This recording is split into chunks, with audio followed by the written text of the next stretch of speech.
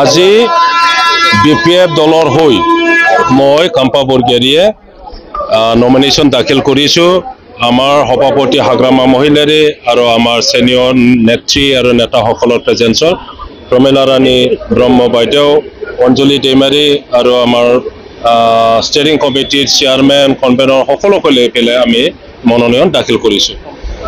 দেখা গৈছে যে BTC বাসী আৰু বিশেষকৈ আমাৰ 1 নং কোকৰাঝাৰ লোকসভা সমষ্টিত যিমান জাতি গোষ্ঠী আছে, ধৰ্মাৱলম্বী আছে, একত্ৰিত হৈ পেলাই BPF দলক ভোট দিবৰ কাৰণে সকলোৱে সাজু হৈছে।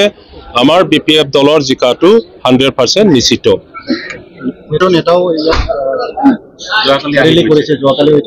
এইটো ডাঙৰ কথা নহয়।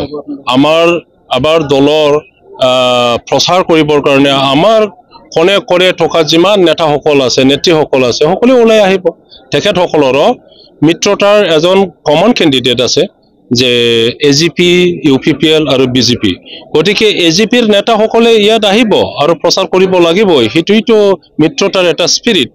আৰু BJPৰ যিমান নেতা আছে নেশ্যনেল লেভেলত, দিল্লীত থকা, মুম্বাইত থকা, য'তেই নথকা, তেখেতসকলে আহিবই লাগিব, নহ'লে মিত্ৰতাৰ স্পিৰিট কিয় ক'ত থাকিব?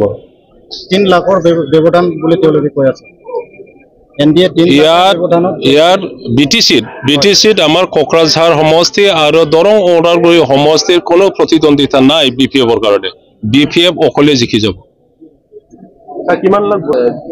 কয়কণ ভোট বেছি লৈ পেলাই জিকিব সেইটো কোৱাটো টান, কিন্তু আমি বহুত বেছি ভোট বেছি লৈ পেলাই আমি জিকি যাম।